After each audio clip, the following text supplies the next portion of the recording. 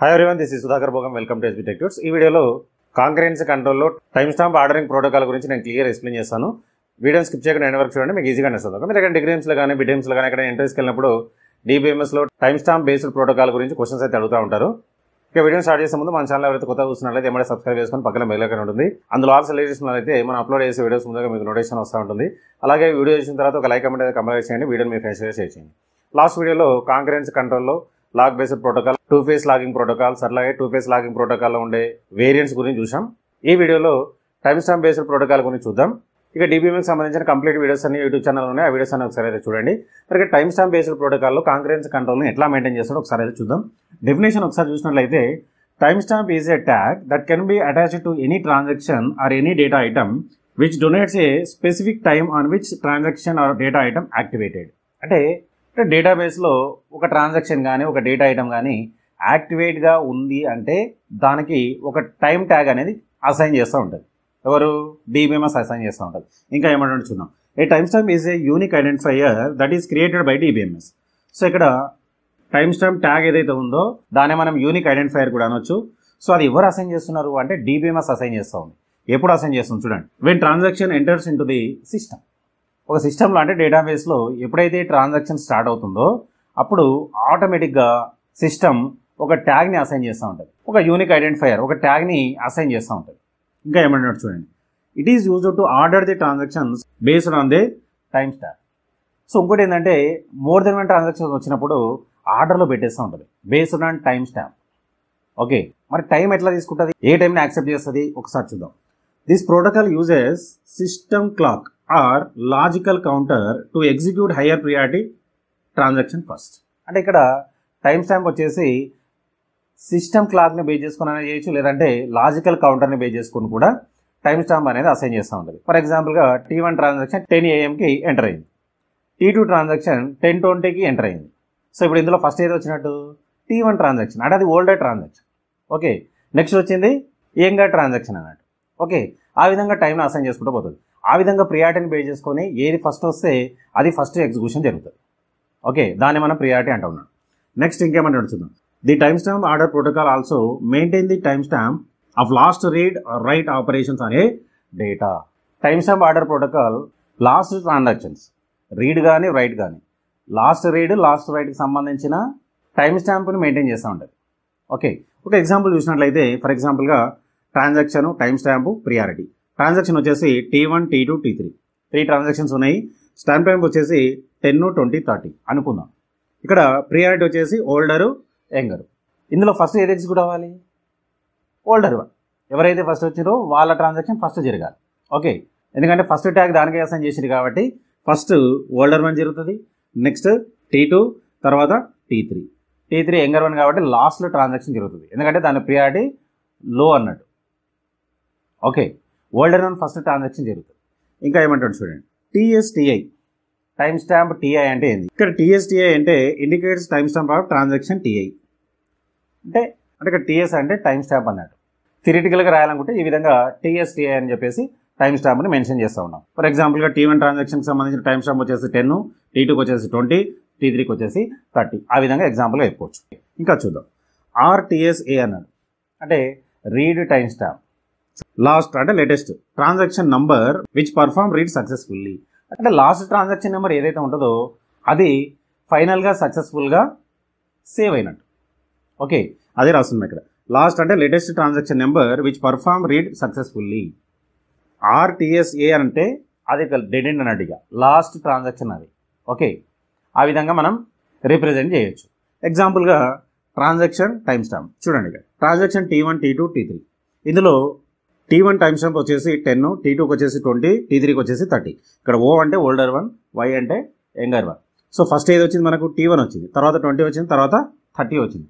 So ఇప్పుడు highest priority దేనిది? T1 transactions. So కంపల్సరీగా T1 ట్రాన్సాక్షన్ ఫస్ట్ జరగాలి.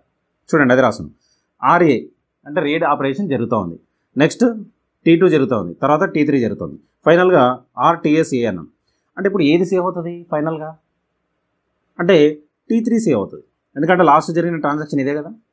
ఇక్కడ మనకు సక్సెస్ఫుల్గా సేవ్ అవుతుంది అంటే ఇక్కడ కమిట్ జరుగుతుంది.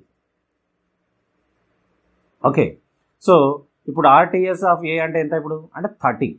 అంటే లాస్ట్ జరిగిన ట్రాన్సాక్షన్ ఏదైతే ఉంటుందో అది దాని టైం స్టాంప్ అక్కడ సేవ్ అవుతుంది. ఓకే, ఇది మనకు రీడ్ టైం స్టాంప్కి సంబంధించిన స్టోరీ. అది ఇక్కడ రాసినాం. Okay, RTS of A equal to 30. So read operation అక్కడికి సక్సెస్ఫుల్గా కంప్లీట్ అయిపోయింది. ఆ విధంగా రీడ్ ఆపరేషన్ జరుగుతూ ఉంటుంది. నెక్స్ట్ రైట్ ఆపరేషన్ చూద్దాం. రైట్ టీఎస్ ఆఫ్ ఏ అన్నాడు. ఇదేంటి మరి? లాస్ట్ అంటే latest transaction number which perform right successful. ఇది కూడా సేమ్.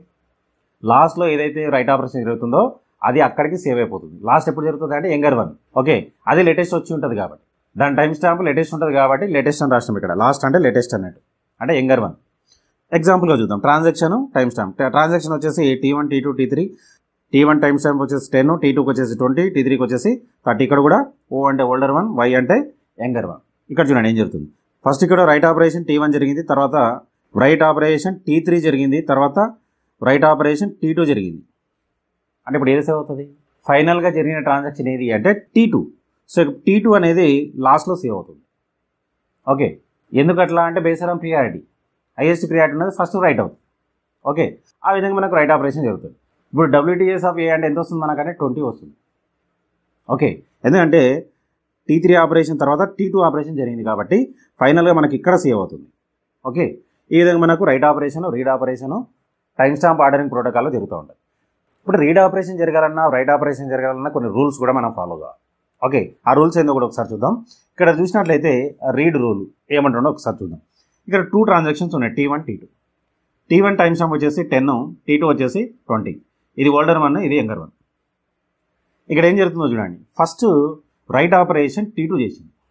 ఫర్ ఎగ్జాంపుల్ ఇందులో ఏ ఈక్వల్ టు ఫర్ ఎగ్జాంపుల్ 10 ఉంది అనుకుందాం. Okay, before commit right operation జరుగుతూ ఉంది. T1 ట్రాన్సాక్షన్ ఏం చేసింది? రీడ్ ఆపరేషన్ చేస్తుంది. ఇక్కడ ఏ ఈక్వల్ టు 10 ఉంది, ఎందుకంటే ఇనిషియల్గా ఏ ఈక్వల్ 10 కాబట్టి రైట్ ఆపరేషన్లో 10 ఉంది, రీడ్ ఆపరేషన్లో కూడా 10 ఉంది. బట్ ఆఫ్టర్ రీడింగ్ ఇప్పుడు రైట్ ఆపరేషన్లో ఏం చేస్తున్నాడు? 10 A + 10 చేసింది అనుకోండి ఫర్ ఎగ్జాంపుల్గా. ఇప్పుడు ఏ వాల్యూ ఎంత అంటే 20. బట్ రీడ్ ఆపరేషన్లో ఇక్కడ చూడండి ఎంత వచ్చింది? 10 వస్తుంది, ఇనిషియల్ వాల్యూ వస్తుంది. సో ఇలాంటి సిచ్యువేషన్లో ట్రాన్సాక్షన్ ఫెయిల్యూర్ అవుతుంది. సో ట్రాన్సాక్షన్ ఫెయిల్యూర్ అయినప్పుడు రోల్ బ్యాక్ అవ్వాలి. Okay, so this is not allowed. Okay, ఒకవేళ రైట్ ఆపరేషన్ ఇక్కడ కమిట్ అయిపోయిన తర్వాత రీడ్ చేస్తే ఓకే, బట్ బిఫోర్ కమిట్ ఇక్కడ రీడ్ ఆపరేషన్ కూడా T1 చేస్తూ ఉంది. సో ఇలాంటి situation not allowed. Second example చూడండి. ఇదే సేమ్ రీడ్ ఆపరేషన్లో T1, T2. T1 time stamp వచ్చేసి 10, T2 వచ్చేసి 20. ఫస్ట్ ఇక్కడ రైట్ ఆపరేషన్ జరిగింది, ఏదో ఒక ఆపరేషన్ అయితే రైట్ ఆపరేషన్ చేస్తూ ఉంది. సో ఫైనల్గా ఇక్కడ కమిట్ అయింది. కమిట్ అయిపోయిన తర్వాత T2 రీడ్ ఆపరేషన్ చేస్తూ ఉంది. ఇలాంటి సిచ్యువేషన్లో ఏ ప్రాబ్లం ఉండదు, ఇట్ ఈస్ అలౌడ్. ఓకే, ఇది రీడ్కి సంబంధించిన రూల్. అట్లనే రైట్ రూల్ చూద్దాం. రైట్ రూల్ ఏంటి? T1, T2 సేమ్ 2 ట్రాన్సాక్షన్స్ ఉన్నాయి. T1 టైం స్టాంప్ వచ్చేసి 10, T2 టైం స్టాంప్ వచ్చేసి 20. ఫస్ట్ T2 దగ్గర రీడ్ ఆపరేషన్ జరుగుతుంది. Read operation or write operation రెండిట్లో ఏది తీసుకున్నా సరే.